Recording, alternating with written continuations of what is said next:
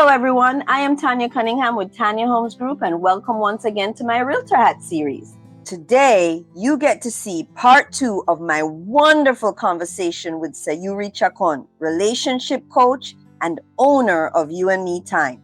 In part 1, we learned about how this unique and amazing company was created by Sayuri. And now we get to learn what an actual You and Me Time experience is like. I hope that you still have your pen and paper because there is a whole lot more to learn from Sayuri. Obviously, it's the execution, like where I get to actually buy all the things, How fun. and that's obviously my favorite part when it comes to life, right? And so, yeah. So I think I can only imagine what you've created for couples over time. So can you briefly tell me like one of the what you've created for a couple that has just what they walked into, because you say they just show up. Yeah. So what did they show up and experience? Can you tell us really briefly? So a few years ago, I actually had the pleasure to craft a date night for the CEO of Chick-fil-A, Dan Cathy. He's the former CEO of Chick-fil-A. And I'm not sure if you know, but Chick-fil-A is a private business. So right now the CEO is the son, Andrew Cathy. Okay. But Dan Cathy, he actually, he hired me for his 41st wedding anniversary. And I flew to Atlanta. I had how I was mentioning to you, phase 1 is a discovery phase. This was going to be a little tricky because this was a surprise for his wife. So I never got to talk to his wife, but I did get to get a lot of insights from him. So oftentimes what happens is that the husband, in most cases, he is the one that doesn't know the little details, right? Like Right. if I'm asking him, okay, what is her favorite song and her favorite flowers and this and that? It's like, I'm not sure. And then I'm like, if you don't know, how am I supposed to craft this, unique experience? I want to wow your partner. But Dan Cathy, he was so good because he actually knew a lot of these details that helped me. And he sent me some pictures. So the idea was for me to fly to Atlanta. He put me in contact with the owner of their favorite restaurant. So we actually rented out a private room at the top of the restaurant. And so literally it was all for them. People saw me like bringing flowers and this and that in boxes. And they're like, wait, all of this stuff for just 2 people. And I'm like, yep, like these are 2 people that are actually changing lives. So it makes sense to do this. And so what I ended up doing for them is we created a progressive dining experience. So what it was, as soon as you walk in, there was like a table with their initials, a scrapbook for them with all their favorite moments throughout their entire relationship that they had actually met when they were young, like little, like elementary school. So there was a lot of pictures there. And so then in the second table, it was going to be a table where they were going to actually have dinner. So I had conversations for him to ask her and questions for her to ask him. This is like my favorite. It's always like my favorite part of the entire experience, really getting to craft the specific questions, because I find that you can go out with, and I was mentioning this to you, you can go to a restaurant with your partner, but maybe you just had a very busy, stressful day at work and your mind space is still at work. You're not really being present with your partner. So these questions that are presented to you are designed for you to actually get to have the most meaningful conversation with your partner at a specific moment in time, right? And so they each get to have their questions. And then phase 3, it was like the third table. They had an activity, and then for them, where he actually got to read his vows to her, and there was like painting, like a painting activity, and then there was like a video presented to them that I did like a whole video montage with his sons wishing them a happy anniversary and their grandchildren. So it was very meaningful. So the idea was like to walk them like throughout the evening. This was a 2-hour experience.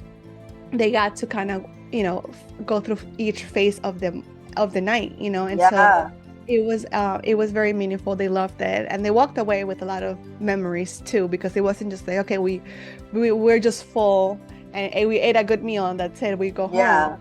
They walked away with with their scrapbook. They walked away with their vows that we actually printed out and framed for them, the painting. So it was just what an experience. Wow.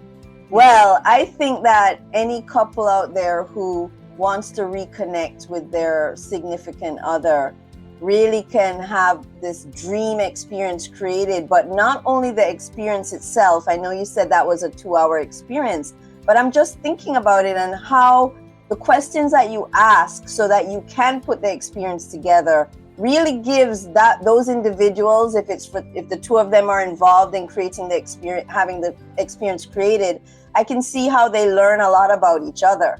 Mm-hmm. And then when the actual day comes, when the experience is presented to them, that journey that they go through for how many hours, they're really discovering each other again and discovering things about each other that they didn't know. And I really love that question that gentleman had to go home and ask his wife, which was, what are your dreams? Because I think that a lot of people, especially if they're in a relationship for a long time, they lose sight of the fact that, like you said, your husband isn't the same person as he was 6 years ago. So they get into this feeling that they already know everything they need to know and there's nothing else to discover, when there are all these dreams going on inside of our heads and thoughts and ideas that we're not sharing.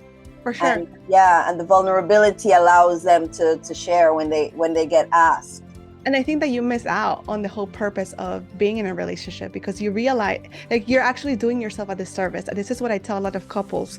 Like, you want your partner to know your dreams. You want your partner to know your goals. And I know that it can sometimes feel like, okay, like, you know, we're both trying to survive here. But the reality is that when you have a partner, not just when you're, and there's a difference between being in a relationship and being in a partnership, right? And so I always try to walk my couple through, you really want to aim to have a partnership where you have a partner that is not just aware of your dreams, but is supporting your dreams. Like, life can be messy and clunky, and we need that person. But if your partner doesn't know what you're trying to strive for, they don't know where you're going, how can you expect that person to be there?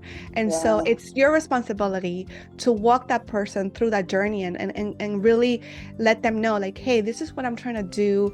And instead of expecting your partner to, like, read your mind, which, ladies, men cannot read your mind. You want to give them that information so that way they can know how to support you. Yeah. So you're right. Through the experience, through the discovery call, they really get to kind of see, okay, these are the gaps of knowledge that we have. Like, these are the things that we don't know that maybe we should know. Maybe I should know my wife's dreams. So they already start thinking of things that they don't know, that maybe they didn't even know that they should know or need to be aware of. And so by the time that the experience comes, they kind of see how all these questions that I asked them at the beginning had a purpose. And sometimes it could be as simple as asking that person, you know, what is your morning routine consist of? And then in the you and me time, they actually get to experience their morning. Let's say that part of their morning routine is to read a devotional, and they always do it by themselves. And as part of the you and me time, they mentioned in the call that they've been wanting to do a devotional with their partner, but maybe they never got to. And so as part of the you and me time, they get to actually do part of their devotional together. And that could be something, it creates that space that you finally get to do the things that you wanted to do but never got to do in the first place. I remember I had this couple that the wife, they've been married for 25 years, and the wife was a little resentful. I can see it, and I can hear it in her tone, because all her life she sacrificed for the husband, and, you know, to help the husband with the business and, you know, raising the kids. And I see that in a lot of women where they feel like they never got to fulfill their dreams. Hence, that question is so important. It's like, no, you know, getting to know your wife's dream is really important. And so when I was having this conversation with her, she mentioned how she forgot how much she loved painting. And I was like, okay, have you done that with your husband? And she's like, no, I haven't done that with him.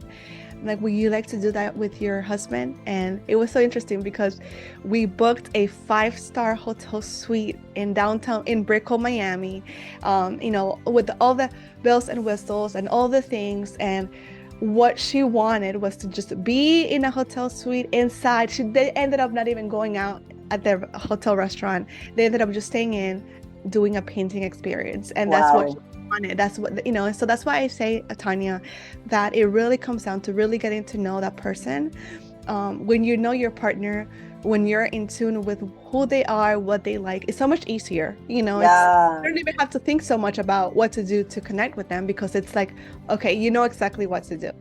Well, And I got goose pimples from that one when you said, I can just picture her having this experience with her husband where they get to paint this dream, this passion that she had that kind of got pushed to the wayside, and now you got to create it, and then he gets to see exactly what's really Right. important to his wife, because when they have the kids especially, and life and business and all of that stuff gets in the way, so much gets pushed to the side, doesn't it?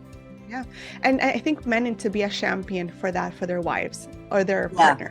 Yeah. Because for a woman, it's so easy for us to be nurturing and for us to be the ones taking care of our partner, Yeah. and for us to sacrifice for our partner, our kids, you know, and do all the things.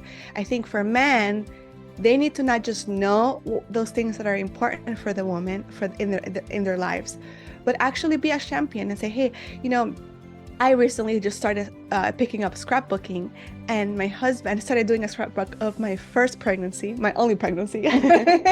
So my husband comes in and he's like, he looked at, you know, the album and the photos and the, you know, the stickers, and he's like, oh, what are we doing today? Like he was genuinely interested to see that. And so for men, it's important for them to be a champion and say, hey, you know, I'm gonna watch the kids for 1 hour to give you that space for you to connect with yourself, or hey, let's book a babysitter so we can go do that thing that you've been wanting to do. It's important. And if you're forgetful, put it on your calendar. Yes. We have all the apps that we, you know, to help us. We have more support than ever where that's concerned, if we want to remember things and, you know, and make sure that we can be present. And yet those are the things that are taking people out, being distracted by all of the technology. And what you're doing is taking people away from that and being able to connect. Correct. I love that. Oh my goodness, that conversation was packed with information to help us with our relationships.